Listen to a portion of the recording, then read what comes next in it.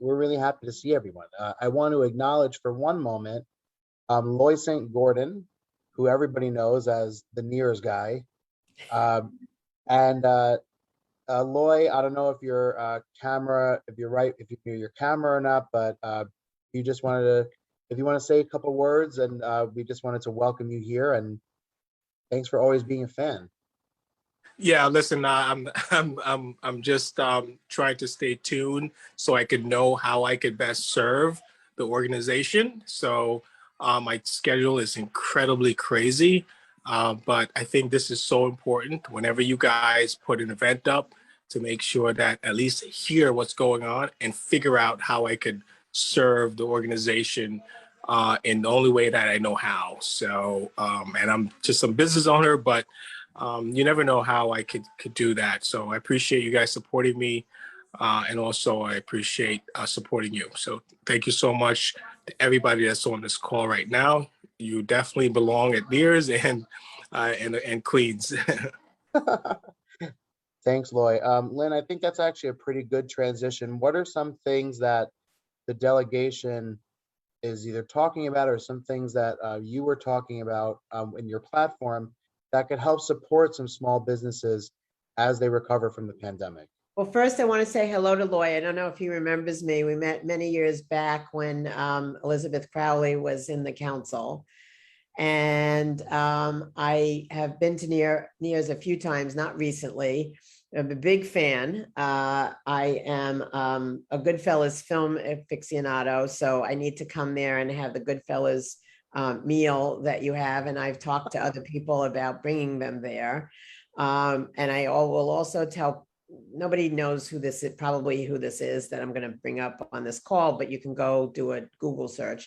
So Mae West, who is a very famous actress back in her day in the 1800s, early 1900s, had her debut at Nears. That's how famous Nears is.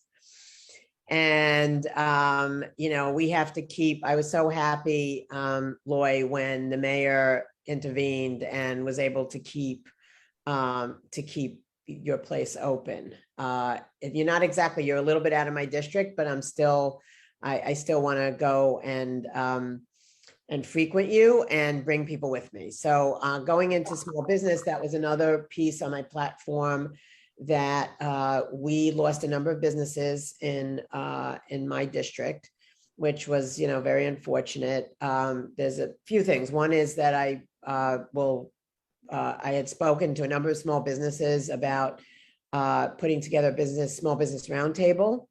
And also there's two tracks. One is to make sure, one of the things I talked to the governor's office about is having communication in real time of the programs that are open for small businesses and others, that we get the information in our council offices that we can get out right away to constituents and to small businesses. So that's one. So I don't know, Loy, that seems like a lot.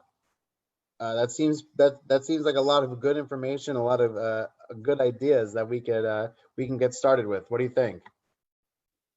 Well, I mean, I think the most important thing is to know that the elected officials are on our side, are not, you know, against the importance of small businesses and to the community, to understand that small business is what drives the economy, and big businesses, they have their place, but it's so important that to understand that small business is the gateway for the immigrant, for the small person to transition from selling on the sidewalk to actually owning they're going from leasing their property to owning their property, to getting that opportunity of that American dream.